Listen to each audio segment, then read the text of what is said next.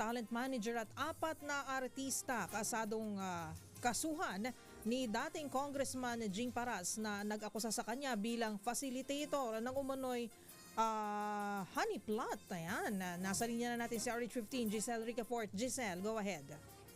Kasadong kasuhan Miss Kay ni dating Congressman Jing Paras, ang talent manager at 4 na talent na nag-akusa sa kanyang facilitator ng di umano'y sex scandal plot laban kay Executive Secretary Ralph Recto. Ayon sa abogado nitong si Atty. Mark Tolentino, nakahanda na yung asuntong perjury laban sa kampo ni alias Ken. Pakinggan natin yung bahagi ng panayam. Actually ready na.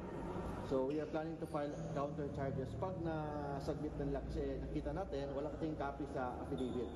So we are requesting a copy, sabi nila ibibigay daw nila at the proper time. So pag meron na yon, so we plan to file perjury case pag meron na yon.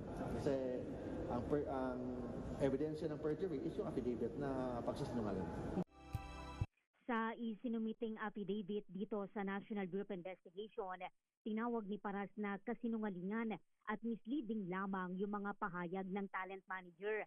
Wala umano siyang personal na kaalaman sa katotohanan o kaya naman ay kamalian ng mga paratang tungkol sa umunay private conduct ng Little President.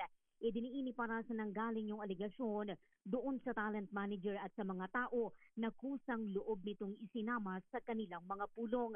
Ipinaliwanag din niya na layo ng pakikipagkita ng mga ito sa abogado na masuri yung katotohanan ng kanilang pahayag upang maiwasan yung unverified, unreliable, exaggerated o fabricated o gawa-gawa lamang na akusasyon.